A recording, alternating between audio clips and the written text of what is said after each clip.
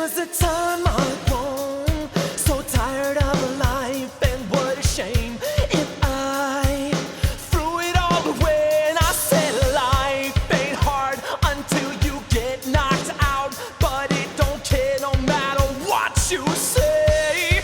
Oh, there was a time I'd grown so tired of life, and what a shame if I threw it all away. Said life ain't hard until you get knocked. Hello and welcome back to my channel, How to Quit Xanax in 92 Days. In this video, we're going to be talking about what to do if you have a relapse.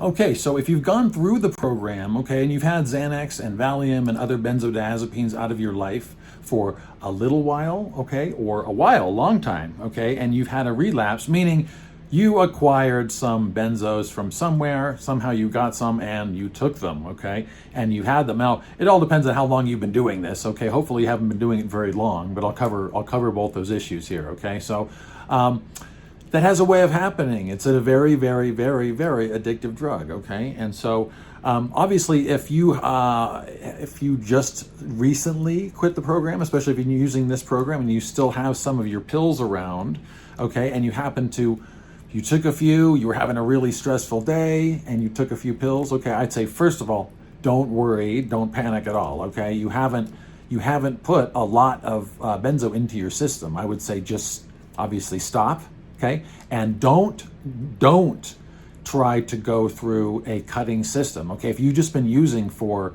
like a week or just a couple of days or something like that, okay, just stop, okay? You might have a couple of days of withdrawal symptoms, okay? Nothing too crazy probably, but just stop and exercise, eat normal, drink lots of water, okay? But stop the drug right away.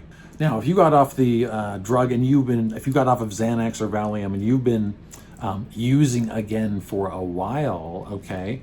Now, hopefully you remember what you've learned from this program. And if you haven't, make sure to go back and watch the entire program from the beginning, okay? You're gonna learn a lot of things. But if you've been through the program, then remember that it took a long time for you to get clean from this drug, okay? So if you've been using for a while, okay, remember what you've learned or what you're going to learn from this program, okay? Remember, look at your dosage and then look at how long you've been using, okay? And I would say start at the beginning, okay? Start at the beginning. Remember what we did in step 1 is we just cut the dose in half, right away. Just attack the problem right away, okay? If you feel like that's something you need to do, is just actually put yourself through a miniature program, okay? And you've had a little relapse, but it's been going on for a month or a couple of months, okay? Then immediately I'd say go ahead and start with step 1 and move on from there. Now, okay, benzos like Valium and Xanax, they're really common. It's very common for other people to have them too, okay? As you may have noticed, especially if you were having a relapse problem, okay?